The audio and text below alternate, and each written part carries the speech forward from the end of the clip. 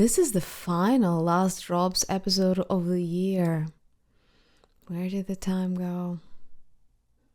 Well, the time is gone. We're out of time. Let's get straight into it, shall we? First, let's touch upon the dark psychology that runs my consumption of perfumes. I've been trying to slide away from using up my vast collection of decants. It's still hundreds. I can't seem to make a dent enough to kind of clear out all the things that I've ever wanted to sample and haven't fully committed myself to coming up with comparisons, final conclusions, reporting in Last Drops. It's like they proliferate on themselves. They just somehow make more of themselves when I'm asleep, I think. Nevertheless, it was a noble goal. It served me for a while. However, it's hard to enjoy the perfumes you already have. The new perfumes, it creates sometimes a burden of finishing up a decant that you're not necessarily enjoying that much already. So last year I started, when I reported to you about the trends of the year, when I started kind of exploring perfumes through that lens of specific genres that I'm focusing on for any given period of time. And it helped me a lot. So I will continue to do so and try to group things so we can discuss more of an in conjunction, right? Like a certain subgenre or a certain type of ingredient or certain motif. That said, it all sounds great in theory, but in reality, often I'm all over the place. Anybody can relate? Today I want this, tomorrow I want that, and even preparing sort of a capsule of perfumes to use for a week or bi-weekly or for a month, it just never quite works for me. I just go with the flow. First order of business are perfumed bath and body products. It is one of my favorite ways to explore and indulge in perfumery that is very time-bound and allows me to indulge without committing myself to much longer wear time for any given fragrance. And at this point, trying to contain that. If I use up something, I allow myself to buy a replacement, but I'm trying not to explore that area because my bathroom was just full. So I used up a good old faithful Dana Tabu. If you're looking for an old school spicy, think like Indian spice shop, gourmand, that also has this typical French perfume animalic signature to it, Dana still makes it. I love it in the shower because the spiciness opens up really delightfully. I do have a small eau de parfum of Dana Tabu. I just don't wear it as a personal perfume as much. I way prefer it in its bath and body formulations. So I use this up. It really works well in winter. Like if it's slightly chilly weather, beautifully opens up in hot vapor. And it took me a long time to finish Gucci Guilty Absolute Per Homme, which is a layman niche leather scent that you can find in designer category. Really bizarre release for Gucci, especially given that it's part of Gucci Guilty. I don't think it smells anything like original Gucci Guilty. Absolute Per Homme comes in a brown bottle, and it is kind of like a new car leather smell. Unusual for a designer fragrance to go that literal and that far. It's usually a niche market type of forte, and yet it exists. I wanted to try it. I got myself a shower gel. Very potent. I mostly mix it. Even in the shower, I do layer. Mixed it with fresher or sweeter versions, something, apricot or something sweet. It made it work. Otherwise, not gonna buy myself a bottle of perfume. I think I familiarized myself enough with the scent to say that it's a definite no for me when it comes to looking for leather scents. I do have much better options in my collection. To replace these two, I got Amouage Reflection Man bath and shower gel. One good word I want to put for Amouage is that their shower gels are highly pigmented, highly flavored. They have to completely redesign the scent in order to fit it into a different chemical medium. So I always take it with a grain of salt how a specific namesake shower gel that is based on a perfume, how it smells in the shower, because I understand there are going to be some similarities. They try to reformulate them as close as they can so it can still survive a particular chemical base format, but there can be deviations. So Amouage shower gels are quite flavorful and to my experience are fairly close to the original Eau de Parfums. That said, Reflection Man did not impress me. I don't have it in the bottle. I was curious, and to me this has this like herbaceous, slightly kind of cleaning products side to it that I don't appreciate as much. So what I've been doing, I've been layering it and mixing it with Serge Lutens Dans le Bleu qui Petille. Yeah, I layer Serge Lutens with Amouage in the shower. It's that level of spoiled. But this is very potent, sharp, salty incense. A little bit of a pine lurking there somewhere.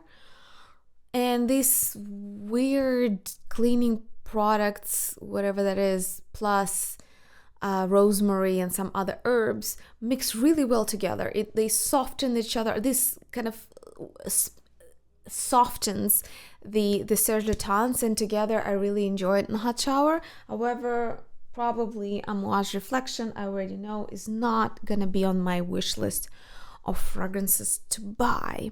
And I already own Dans le Bleu qui Petille in the Eau de Toilette. Believe it or not, I do have empty bottles for you to show. Aqua Kenzo, the female version marketed toward women, kind of this teal mint blue. It's kind of like very synthetic lemon / raspberry fizzy soda pop. It's in a way fun. It's very sharp, but it's not the best. Raspberry, it's not the best. Lemon, it's really not the best that Kenzo can offer for us perfume lovers. So I mostly just used it deodorizing bathrooms and kind of just like spraying it somewhere where I just wanted like a fresher smell. Use it up completely. Maybe 5 ml of that I actually used up on myself, trying to get used to it, trying to fall in love with it, or at least get a definite feel for what's in it. And I never really got beside the surface. Not my favorite Kenzo. Not gonna go back to it. Do not recommend it. Use it up, forget about it. When it comes to these sharper raspberry syrupy perfumes, I actually do have an option that I wear every once in a while on occasion, and that is Juliette Hazegan Mad Madame.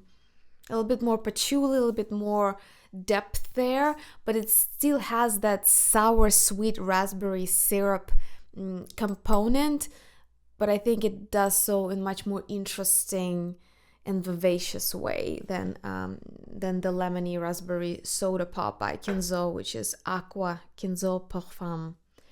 So Mad Madame is my choice. Kenzo, yeah, nothing to write home about. Let's forget that one. Since we're talking about sour, musky kind of things, think musks plus pineapple juice when it's very acidic, very sour, very piercing. I finished 2 Kilians. One is Cruel Intentions by Kilian, which to me is the era of Kilian that I don't quite relate to. is this sour musks. Really did not enjoy it whatsoever, and I don't want to ever go back to it. And similar story with a much more popular and well-known Kilian and Angel Share, which is supposed to be this kind of red pie, oh, not red, apple pie, with a bit of a cinnamon, with a bit of a kind of this brandy or whiskey or some kind of alcoholic whiff. However, the base is killing me. The base of Angel Share is these just smothering, piercing. Is it ampersand? Maybe. It drives me absolutely insane. It grabs my throat no matter how far I sprayed. If I sprayed on the tips of my fingers, it's still so annoying. I have to wash it off after wearing it for 20 minutes because it's just unbearable. The opening is delightful and very cute, this kind of baked up apple plus cinnamon pie, but the rest of it is just, it also smells cheap.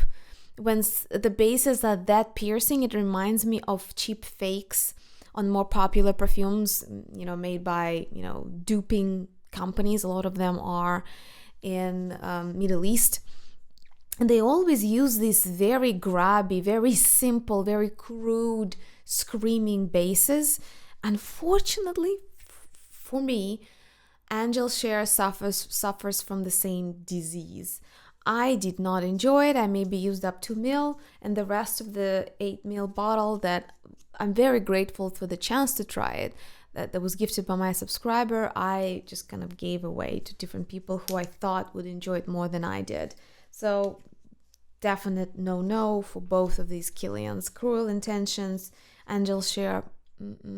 I haven't found my Kilian. Well, I do have a Kilian that I enjoy. It's Intoxicated, but I don't use it nearly as often. So that's that. Kilian somehow is not my house. Do you have any favorites from them? If you do, let us know. Next on the stinky list is Amouage Imitation Man. Oh my god, this is some kind of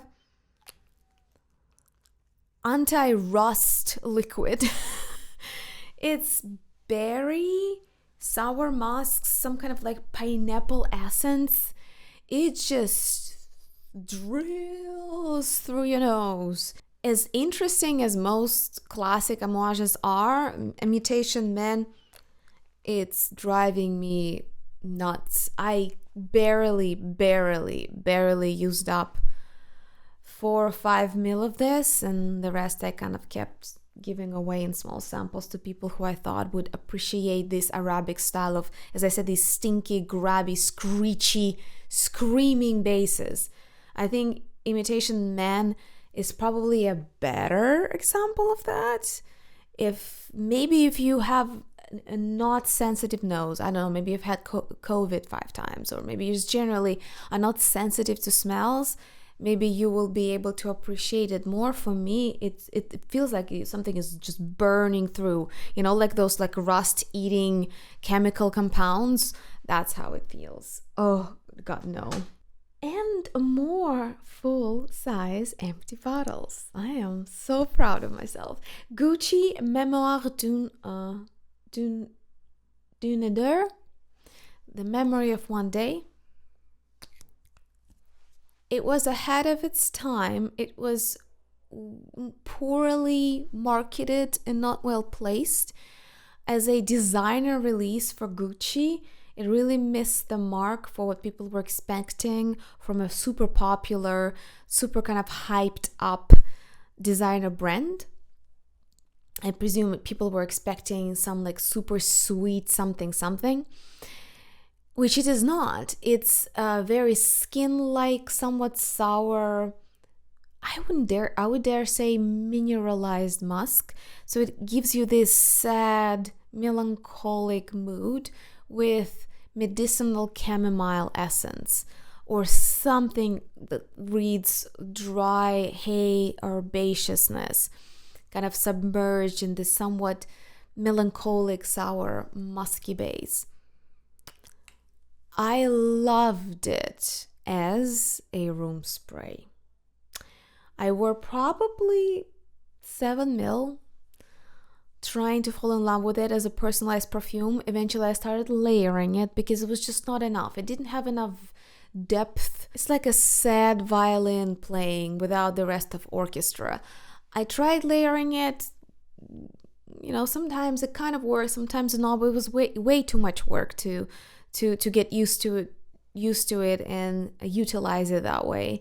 But when I sprayed it just in the kitchen while I was making morning coffee, I loved it. It has such a nostalgic, aristocratic feel to it, to those Provence early summers, something of that kind. It gives you this very quiet, old money nostalgia feel. I adore the packaging, top notch. It's just everything about the packaging is beautiful. It's just, this is a very niche fragrance that's placed in the designer market. I heard it's discontinued. I wouldn't be surprised. I considered buying another bottle again to replace this one. Here I have, I think it's 60 ml. But then I thought, I'm way too spoiled buying perfumes of this caliber and that price tag to use them as a room spray. I'm just where is the limit to my bouginess? And I decided that it should probably be kept there. Sometimes I do use boutique haute couture fragrances as room sprays. I'm guilty of that. Cartier Promise is one of them. But if I already have a perfume and I know there's no other use for it unless I gift it or sell it, yeah, I'm fine using it as a room spray. But buying it again for the prices that they sell them at to use it as a room spray is a bit much. So I'm saying goodbye to the Chamomile by Gucci. I'll miss it dearly. I'll probably save the bottle and you might see it somewhere there because it's so beautiful. It's such a beautiful, beautiful bottle design. It's so on point stylistically. Quality also. But that's probably it for us. That's probably it. And another empty bottle. What is going on? I am making progress. This is a neon green tuberose shipper, old school one. This is Creation Ted Lapidus. I think I lost the cup. Very cheap. I bought the Bath and Body set first. Then I bought the bottle. Then I bought another set. And I should have kept it there. I really don't get this as a perfume. It's a bit too harsh. Similar to the Knowing by Estee Lauder. I don't know how these two smelled back in the 80s. Maybe exactly the same, maybe richer, deeper. I don't know. But now both Knowing and Creation Ted Lapidus smell dated and smell a bit unrefined. So I mostly used it as kind of, again, like a assistant to room deodorizer spray. It works great in a shower. So I mixed it with a fragrance-free shower gel. I used up my body lotion and the shower gel that was already perfumed with Creation. Enjoyed it a lot. It's a very piercing, as I said, neon green tuberose. It just shoots arrows at you. But when it comes to perfume that I would wear with that quality, I way prefer Houbigant Apercu. You still can find it in different corners of the internet, but something strange has been going with the house of Houbigant. It has been changing hands a lot of times, so it is kind of a disarray. The pricing, what's available, what's not available, yada yada yada. So I'm just showing you what I had, what I have. Apercu is the same concept, but this yellow-green piercing shipper right? So it's a sour patchouli prominent type of fragrance, but this one feels much more well put together, smooth. It doesn't smell cheap, while Creation by Ted Lapidus to me is a bit crude. So I would rather stick with Apercu. I rarely have that kind of mood, but every once in a while I do. For those of you who don't have access to Houbigant, similar stylistics of chypre you can find at Sisley. I'm showing you more honeyed, like a sweeter version, which is Soir de Lune. But all the Sisley and their other chypres, they kind of nailed. They're probably the most high quality, vicious, very stern chypres. If you want to know what like a neon green, stern, piercing chypre is, go and smell some classic Sisleys. That will give you perfect reference. It's really, really well done stuff. It's very mature. It requires a certain level of understanding of perfumery in order to enjoy it, though, you know, I might be wrong. Like some people just go nose dive into the most obscure and difficult niche because it has some kind of reference point for their nose and for their brain. It happens. But on average, it takes time. You know, it takes time to start enjoying oysters compared to vanilla ice cream. Both are amazing. It's just some is easier. Vanilla ice cream is easier to appreciate for all across the ages and education and anything than raw or cooked oysters. So I feel like very bitter, semi-spicy, very kind of buttoned up, stern, waspy type of chypres. It's an acquired taste. If you don't know where to look at Sisley. My favorite is still Apercu by Houbigant though. Clear favorite and a clear not so favorite. In the attempts to enjoy the new perfumes and existing gems in my collection, I started making new decants to wear them more often. So this is Masque Milano Russian tea. How much have I used up? This is, I think, 50 ml. This is quite a size. I used up already 5 ml, and I think before that maybe 2 ml. I love it. It's the best niche fragrance, the best fragrance that combines black tea with black currant / raspberry preserves. And there's no mistake why it's called Russian tea. It's an old tradition in Russian aristocracy. It was before the revolution to have these tea ceremonies.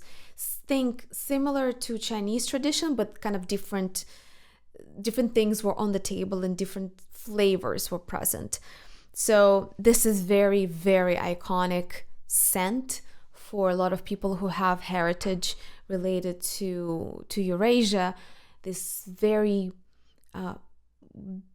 almost bitter, very dense black tea with sweet jams in preserves that you put on the bread or on a cracker or on something else, and you eat them together.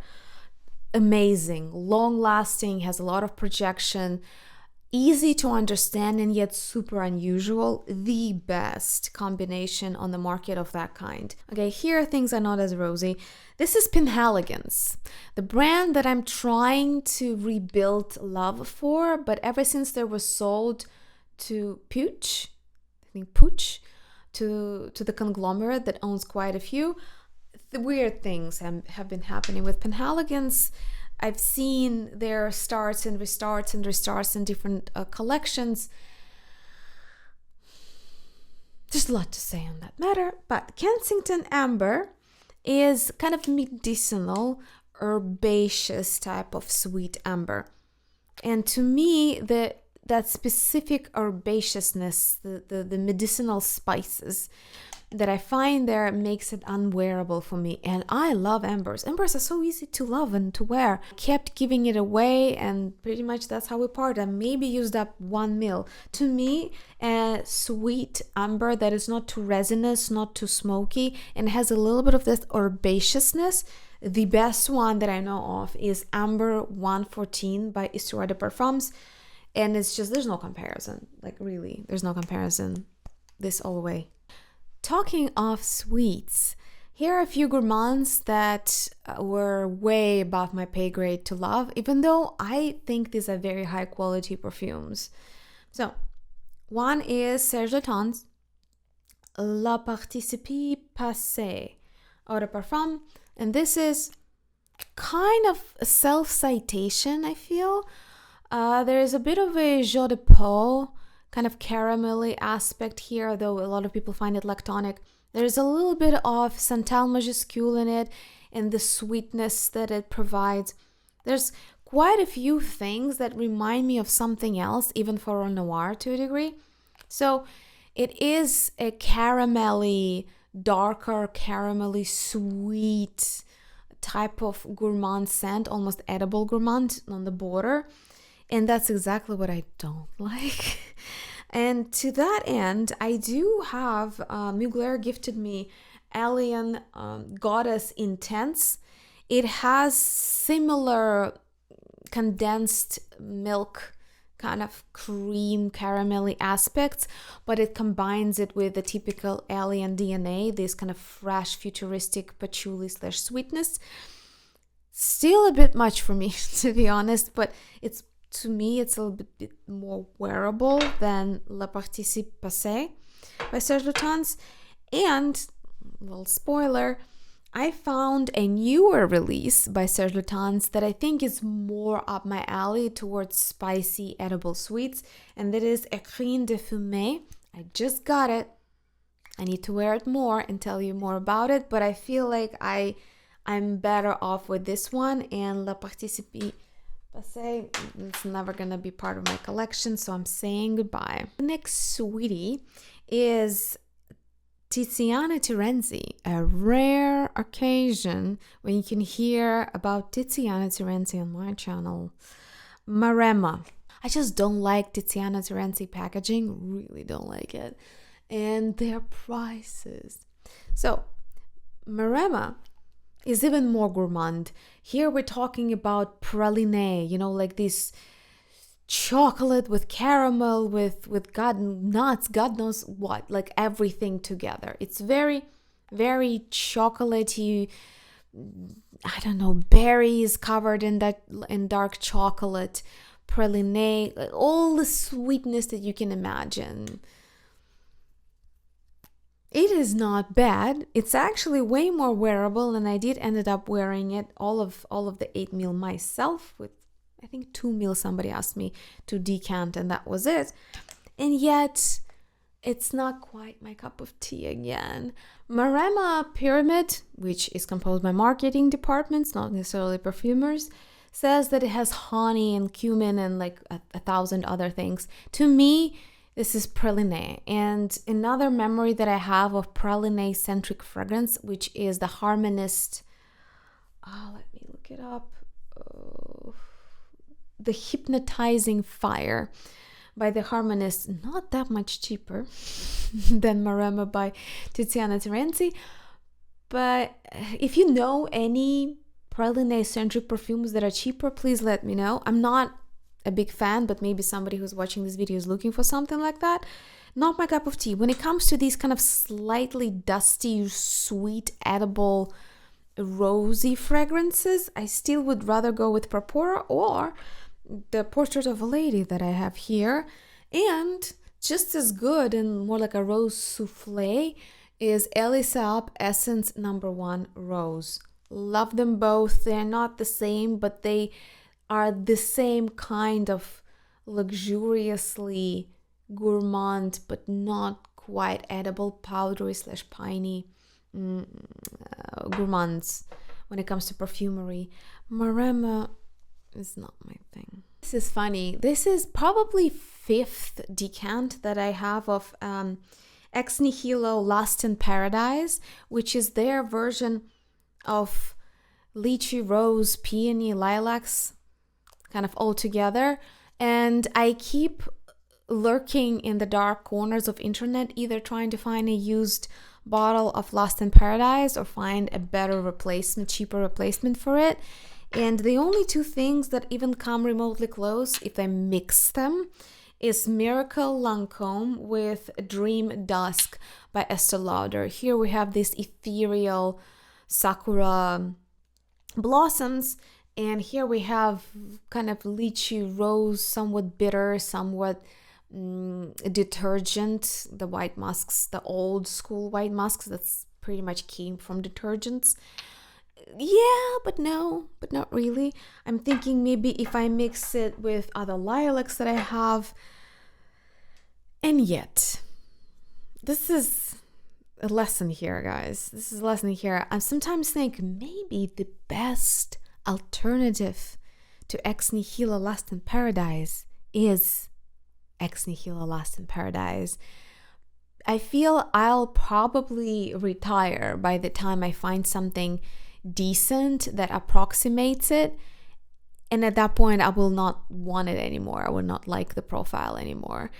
I cannot find good peony lychee rose fragrance that is not too sour, not too bitter, not too soapy.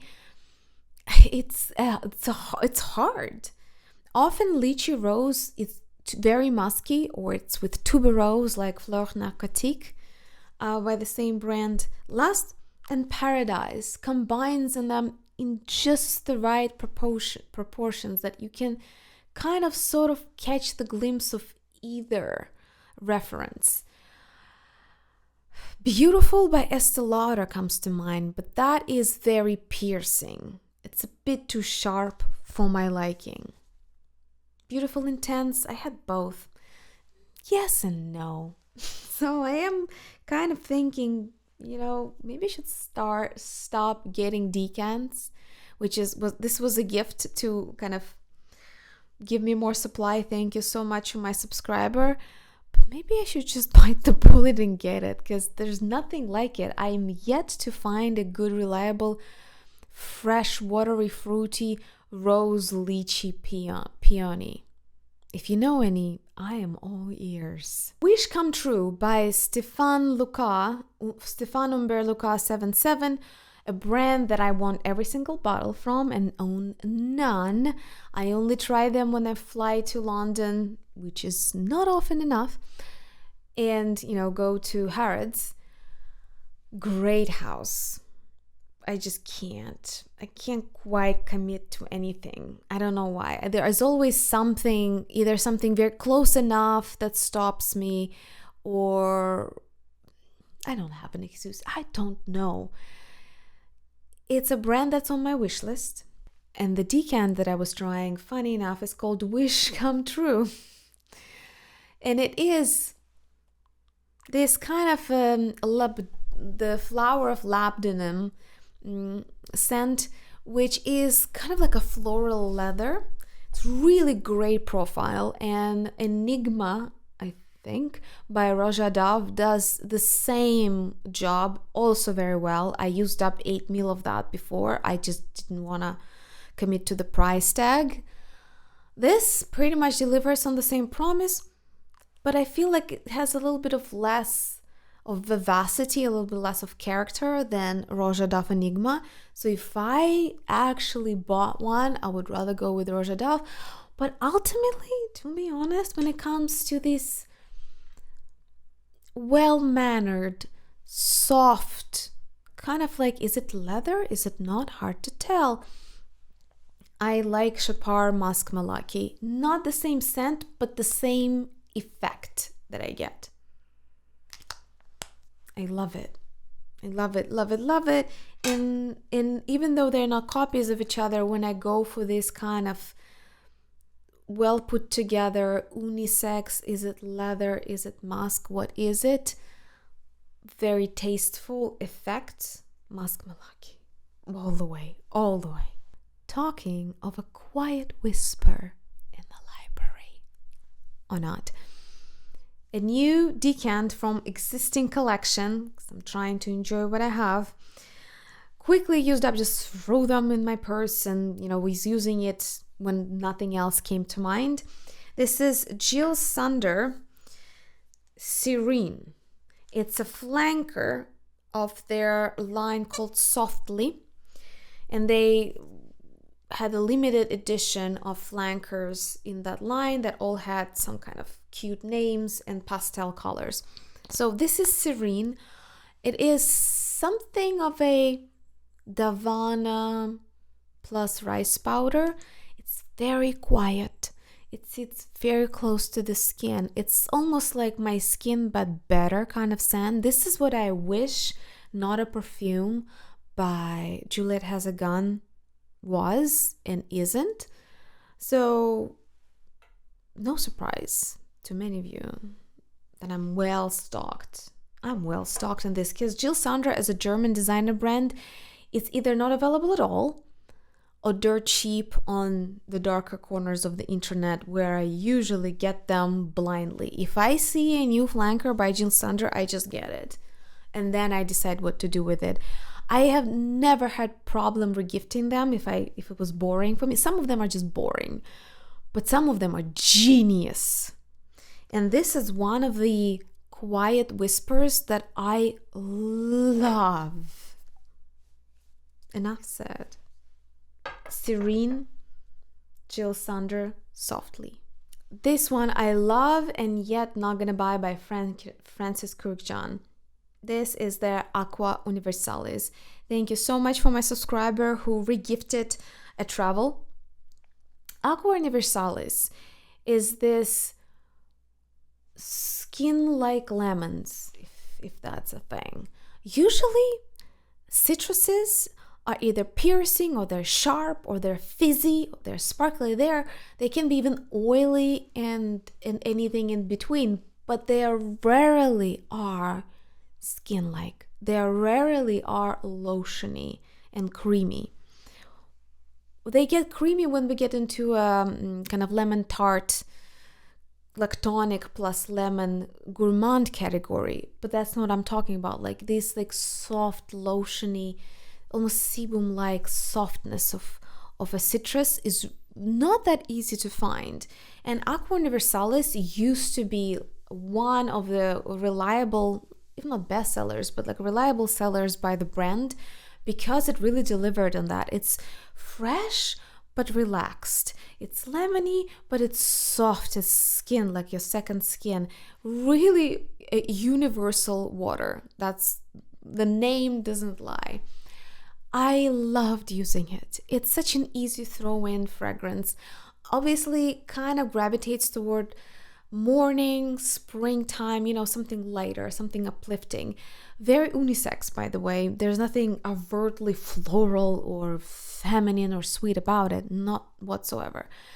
It's just for certain guys, this might be too quiet, but I love it for that very reason. So I used it up, loved every drop of it. And then I found a much better replacement, much more robust and nearly a clone in its composition. Le Mixte by Nicolai Parfumeur Créateur. So the Nicolai house by Patricia Nicolai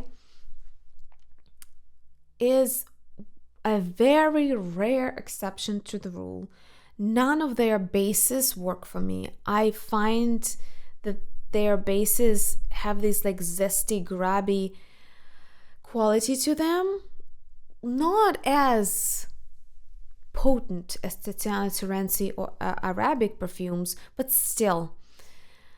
And I tried various options by this house, and I just can't. They just don't sit on me well. They're bright but not interesting. That's kind of how I feel about them. They're bright but not cohesive. Not necessarily cohesive, they're well made, just not interesting to me and kind of annoying, to be honest. But Le Mixte is magic. It's the same kind of magic as Aqua Universalis just even more almost minty milky. It's my favorite eau de cologne because it's not like a cologne. As I said, lemons tend to be, they just scream at you. They are the pierce you through the nose, or they like kind of chaotically run around until they evaporate. This is like lemongrass. So relaxing, yet sour, yet a little bit sweet, yet a little bit soft. It sits close to the skin, but every time you catch a whiff of it, you're just enjoying those lemons so much. Le Mixed, from now on, the only cologne, and also much cheaper alternative to Aqua Universalis by Francis Kurkdjian, for those of you who are looking for options. Chanel number 19. The dry, powdery, green but not fresh. Powdery but not suede. Boring. I tried so many Chanels. And all of them, to me, are either boring or they sound redundant. Like I've smelled something like that before, and that something was more unique or more original or more interesting. Similar with Chanel number 19. I don't get the hype around Chanel fragrances whatsoever. They're not bad. It's well made. It's just very secondary creativity-wise. If I would go for something that's herbaceous but with a little bit of powdery bitterness, no question, I would immediately go for Mata Hari. Histoires de Parfums 1876. This is the most narcotic, poisonous, herbal bitterness with a powdery trail, like an aftertaste. Absolutely hypnotic, narcotic, addictive. Good God. I could not imagine herbaceous bitterness to be that alluring. If I'm going for greener, but not cucumbers, not santal, kind of a feel, I would go for pine. And I have plenty of really cool piney fragrances, and one of them, which is recent, is Teralba by Masque Milano. I would rather do this than the Chanel number 19. Chanel is just not my house. I should stop torturing myself. White floral incense. Flirty, slightly woody, super wearable.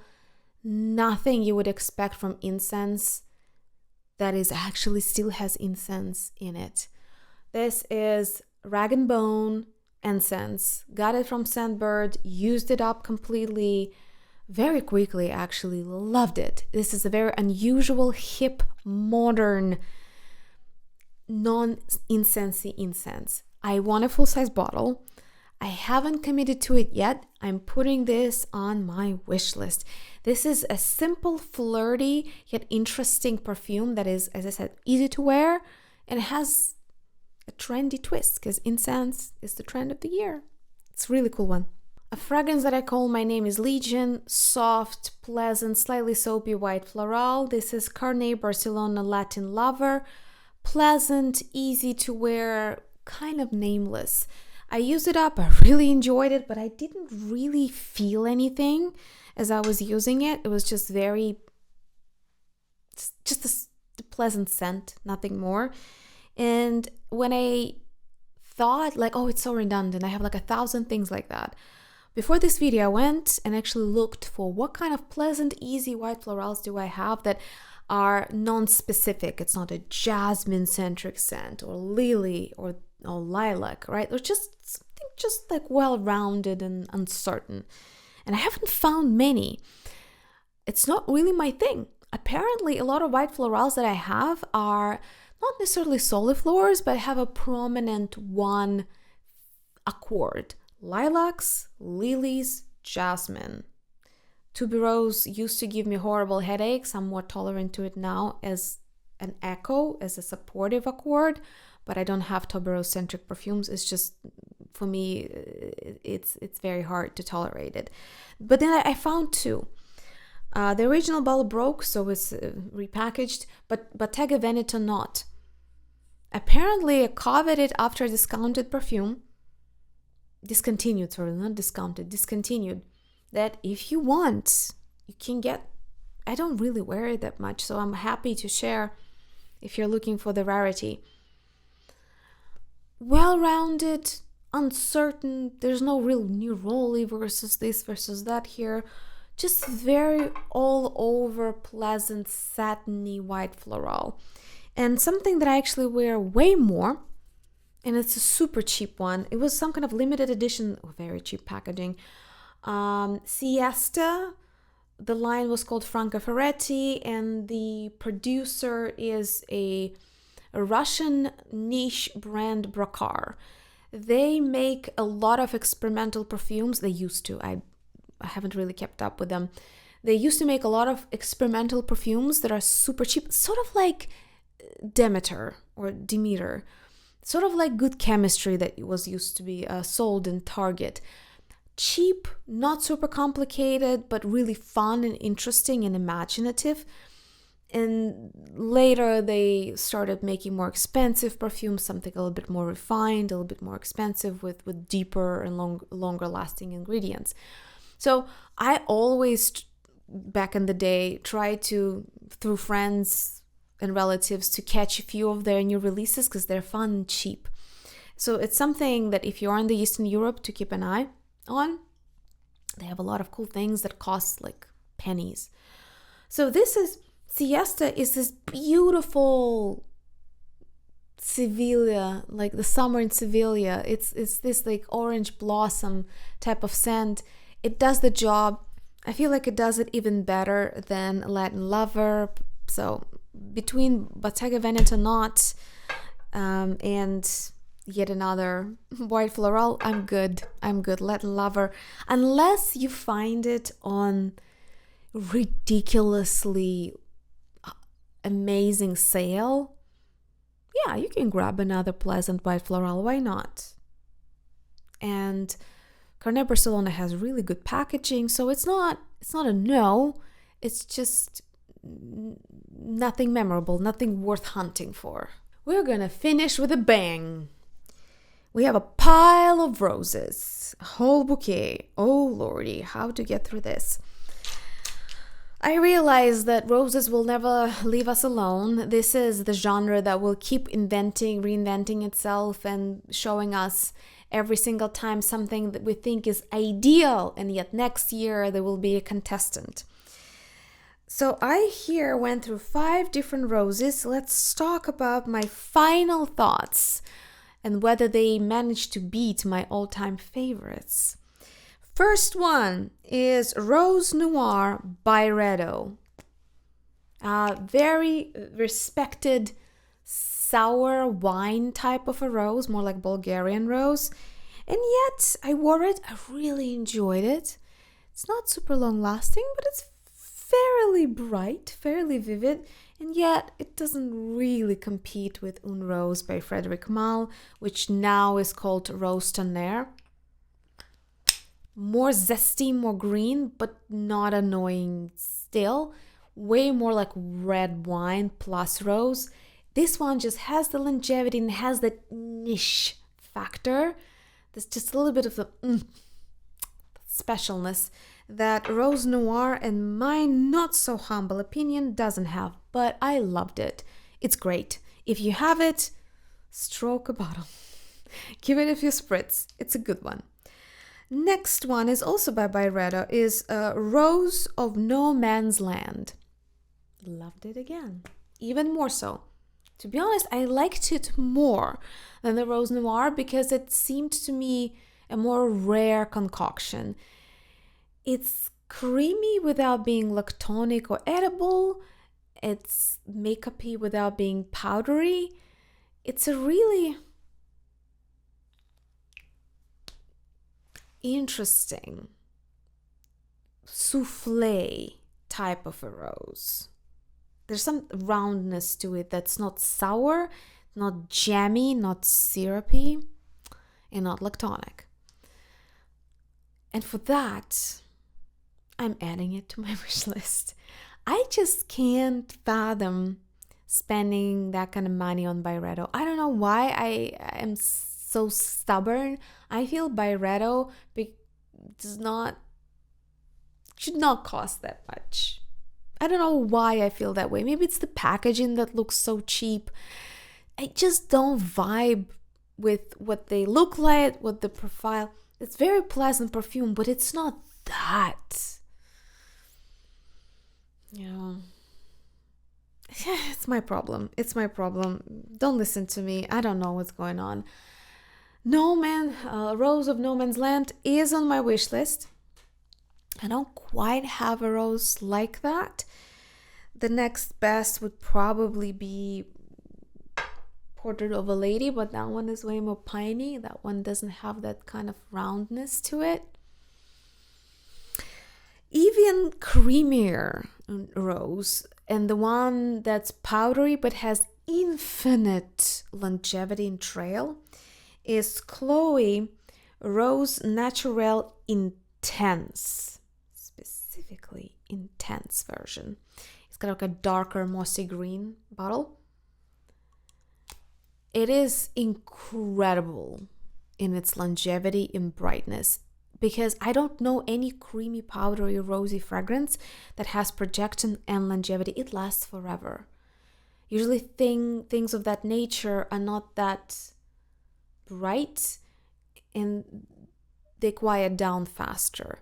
But this one, I don't know what's in it. This lasts forever. I only use it on clothing because I can't stand it for 8 hours at a time. But if you're looking for a well-rounded, creamier type of a powdery rose that has projection and infinite longevity, I'll leave a link below to this one. It's hard for me to wear it because I like things to be more dynamic. But what's a minus for me, it's a definite plus for the market, because a lot of people are concerned with longevity. Another rose is, I was really working hard. Love by Chypres. I love the bottle. A lot of people say that this red flowery bottle is kind of primitive and it's kind of silly and childish. I love it. I would have it. That said, I enjoyed wearing it. 5 ml here. Thank you so much for my subscriber for sharing precious drops with me. It's just a pleasant patchouli, slightly dusty rose. It's more pleasant to me than Rouge Hermès. It is less interesting than Portrait of a Lady. It is similar but more friendly to me than Rose Kalahar by Andy Tower. They are close. It's like this fluffy patchouli rose, but patchouli not as a sour note, but patchouli as a green, mossy, fluffy type of hearty note. It's fun. I might still buy it if I find bottle cheap enough, or if I get a gift, I would not object. Love Chypres is cool. It's cool. It's really cool.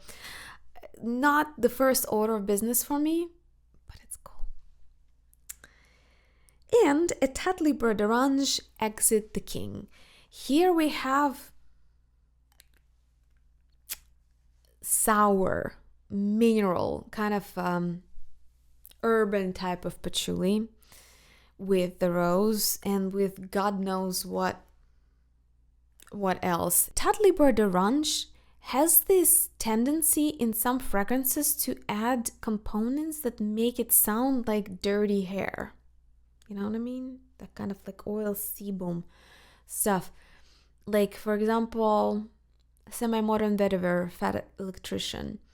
And this one, Exit the King, has some kind of like oily hair syndrome bottled in it. It is vintagey, but industrial, and it's not my favorite cup of tea. It's like an interesting sketch that never blossomed into something meaningful. Though, the same can be said about half of the contemporary art museums, I think. So it's a matter of taste, really. That's what I'm trying to say. It fits into the contemporary conceptual art category. If you're curious, it's kind of, it's supposed to have this dynamism of getting this dated patriarchy, like it's getting away with patriarchy. So it starts with vintagey, patchouli, kind of dusty feel, and then transition contrasts by the mineralic rosy notes, and it kind of gets away with it. Kind of the idea of olfactory design to fit the conceptual design. Cool idea. I just don't like it as a fragrance. The very last decant that I'm going to show you is Broken. And this is yet another lesson to me and from me to you guys. Use your decants. This is a Zarka perfume Oudish. Oud.ish. I got a decant from a subscriber. It seemed to me like a slightly sour, woody smell of a hot iron. And I used it up. I asked for more. She gave me 10 ml. And then, you know what I did? I started saving it. I saved it to the point that half of it, maybe not half, like 1/3 of it evaporated. Then I was like, okay, I better use it now. I started using it. I realized that either it changed through time or I fell out of love with it. To me, it was way more sour, typical molecular perfumery kind of sour woods kind of situation. It didn't have that kind of magic vapor of a hot iron, you know, like than you used to iron clothes. It just lost its magic. And I forced myself to wear it just to make use of the precious drops. And eventually it just fell off the table and spilled all over the floor. Use your decants, Maria. Yeah, I should have bought a soul-sized bottle while I was in love with it. And now there is no point. The magic is gone. And so is probably half of this decant that I couldn't use up. And now to our favorite part, the fancy accounting. I have tallied up the numbers, and I have used up and shown you here 112 milliliters of perfume. I only counted the fractions that I've used up on myself as a personal perfume. I didn't count if I used it as a room spray or in any other way. I decided to do kind of trying to understand the usage trends this way because I've tried logging the sprays and do calculations of what I actually use per month of each perfume, including those that are still, half full. And that proved to be such an ordeal that it kind of it robbed me from all joy of just using fragrance. So I decided, all right, it should average out. I'll count the full bottle if I use it as a personal perfume when it's fully empty, and I will not count it while there's still some liquid in it. And I looked back at the previous last drops. Keep me honest, check them out and see at the end of the video if it rings true. But it's usually about that much. So we do these every other month or so, and it ends up being about 100 ml every other month. 90 to 100, maybe sometimes more, depending if I'm lucky enough to get a full-size bottle completely emptied. Is it a lot? That's the question. Or is it a little? A few people asked me, how do you manage to get so much use out of your collection? I'm very generous in giving people samples friends, acquaintances, bring them with me. If somebody asks, I can just give them the little 2 ml decant. I do that. I just note on average, more or less, like how much of a bottle I personally use versus giving away. Sometimes you guys sample my olfactory library, and all the links are down below if you want to do so and get some of these. And I change them quite a bit. If you noticed, I don't really care about longevity. If anything, that's a minus for me. I don't find it healthy or pleasant for my nose to be bombarded with the same scent all day. And as far as I know, our biology and how our neurosignaling works, it's actually indeed not a good idea. Our sensing systems are designed to detect change. So if you're bombarding your nose with the same scent, your whole body works really hard to remove it. It gets absorbed into your skin sometimes, especially if you tend to use oils. That's really bad news.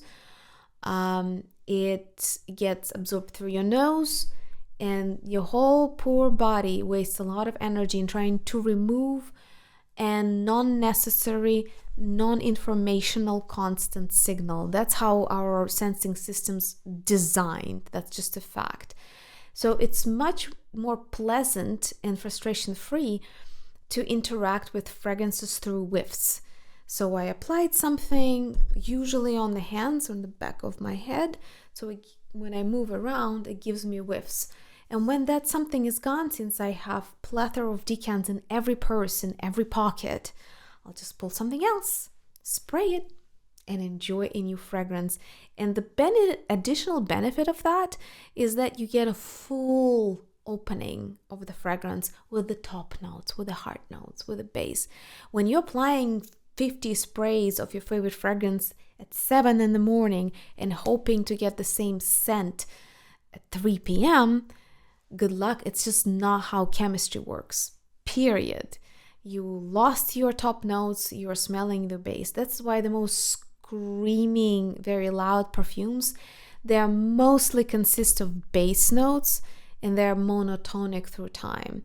And they're also borderline sort of chemical manufacturing type of scents. These are the kind of molecules that can survive washing, different type of solutions, different type of chemical agents. Those molecules are as durable as to be used in space, like for real hardcore biohazard cleaning supplies, you know what I mean? I don't think that's good for us. It cannot be good for our skin. It cannot be good for our nose, because those molecules literally go through a whole system, literally. And they have to be removed from our system this or that way.